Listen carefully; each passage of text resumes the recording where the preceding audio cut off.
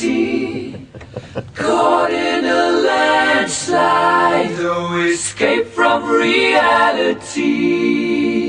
Open your Steve, what you got for us? Oh, hi. Actually, I was calling about what would you consider to be evidence for you of the existence of God? We've had that one a couple times. I have a hard time answering that because I'm not sure. What is the difference, I assume, between a god and some really advanced alien species that can do this kind of stuff? Is a god, what makes me think that I should get down and just worship this being? Well, I don't see any logical reason why any self-respecting person should worship any other being. I mean, I agree with you there, but I do think that those are two different issues. Okay. They are. Yeah. I've just been thinking that I don't think that there could be an objective test for the existence of God, because there's always, however remote, a possibility that there's just, a more advanced civilization that is just manipulating us somehow. Yeah. But again, you're asking the difference between knowing that there's a God and believing that there's a God. I mean, here's the thing. A lot of people call into the show and they ask us, what's the difference between being an agnostic and being an atheist? Quite frankly, I believe that the majority of the human beings on the planet are either agnostic atheists or agnostic theists, because being agnostic, Gnostic is, I guess, the Latin word for no, and being agnostic means you don't know. You don't know, but you believe that there's a God. You don't know, but you believe that there is no God. In order for me to believe that there was a God, I agree. There'd have to be some kind of physical evidence.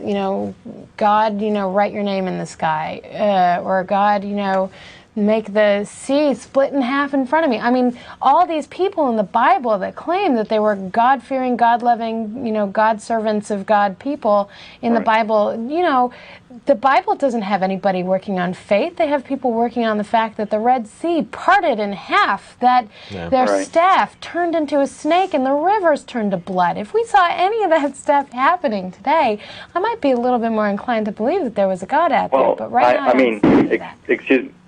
I mean, I have a problem with that. I just think that the argument is a non-starter, and unfortunately, I mean, I hear that argument from y'all a lot. That we need an evidence of a God. My opinion is that there can never be sufficient evidence, because there's always the remote possibility. So well, there's always a remote possibility. Myself, by the way, I understand your point that there's a remote possibility, and there will always be people who latch onto that and say it can't be true. It can't be true. Holocaust deniers. There's a lot of evidence out there that the Holocaust actually happened, but there's a few people out there who say, yeah, well, those are fake pictures, and that was all Hollywood, and it wasn't really that many people. Let's get serious here. Well, so there are people who deny that. Just like if all of a sudden we were living in Old Testament times where God was constantly at works doing something or other in the world, then again, if I saw a lot of evidence pointing in the direction that a God must exist, then okay, God must exist.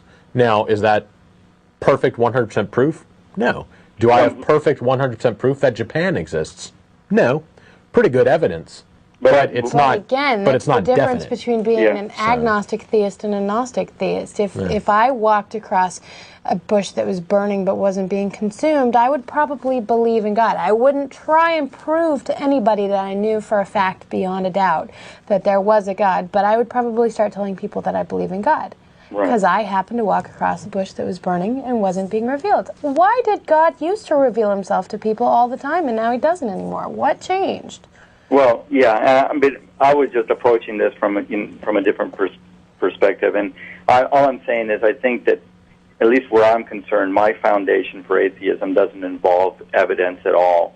It involves more non-believing of whatever people are putting out, as their faith.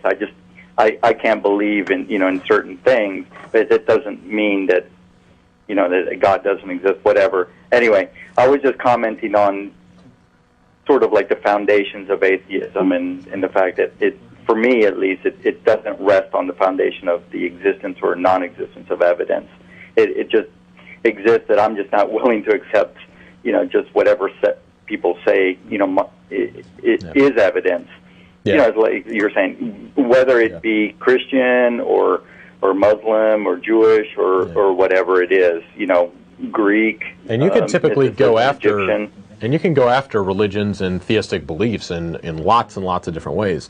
Again, the problem of evil is a direct, I don't want to call it attack, but it's a line of thinking that says, look, this God that you have set down before us, that cannot exist because of these reasons here.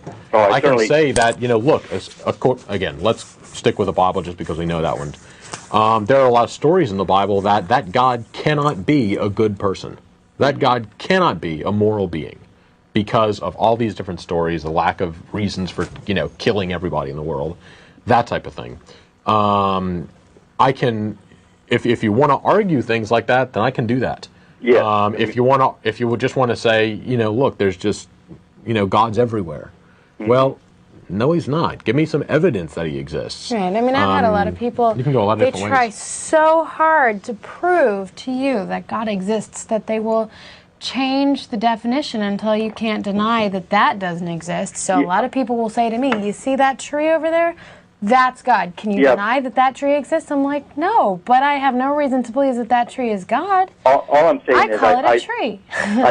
All I'm saying is I think that as atheists we have to be careful of saying that we need evidence, because in my opinion, and I'm not a philosopher, but in my opinion, we can never have evidence because there's always the remote possibility. So I think that all I'm saying is I think that we need to rest our foundation of atheism on other pillars rather than just that. And that's all I'm saying. Well, there are a lot of things out there, but is that not going back to what some other callers called closed-minded? Yeah. How much evidence do you need, that God exists or doesn't exist or whatever? All I'm saying is from a rational point of view, there can be no evidence because there's always a possibility that it's just us being, our mind is being manipulated.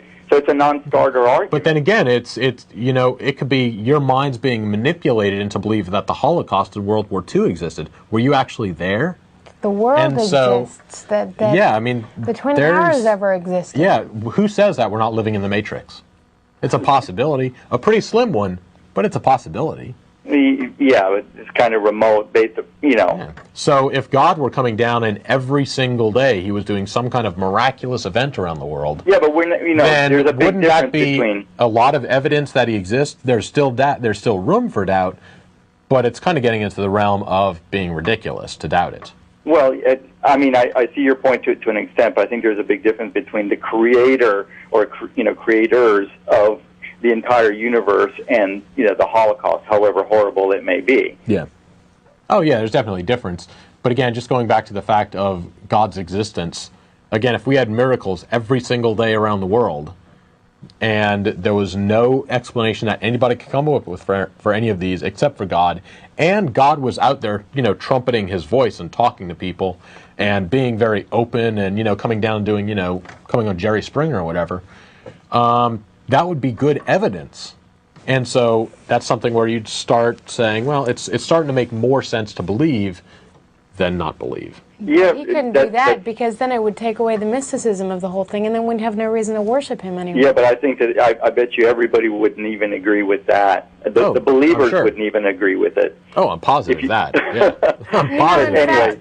They make movies about that, like the movie Stigmata. I mean, my favorite thing about those religiously ironic movies is that it's always the atheist that becomes the believer, and it's always like the Pope or the Vatican that denies that any of this stuff is going on and refuses to believe it and does everything they can to cover it up. Exactly. I love that. I think that's just brilliant with irony. I like how every time you get a news story out there saying somebody survived this disaster, or they won the lottery, or they found their grandmother's wedding ring, grown inside a potato or something like that. They say, my God, this was God that did this. God has blessed me or something like that. And everybody's, yeah, that's an amazing story and thank God for you.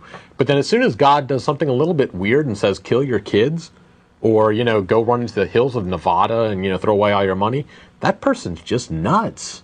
Right. That wasn't God. Mm-hmm. So, it's always kind of weird that if it's good, God had a hand in that. If it's bad, God can't do that. You're just nuts. What's that movie that Jeff had us all see, where this guy believes he's on a mission from God to kill all the demons? I want to say Memento for some reason, but I know that's not it.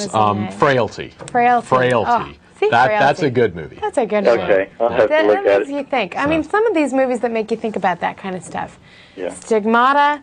I mean, The Matrix, Frailty. I mean, these movies they just really make you think about religion. Now, what if this were true? Yeah. What kind of implications would that have? So. Yeah. Well, anyway, you guys are great. I'll talk to you later. Okay, thanks a lot for calling. Bye. This guy is slightly grumpy on Jesus' birthday. So God says, kill that kid's mom. So this guy will loosen his sphincter. That's God, folks. A crazed thug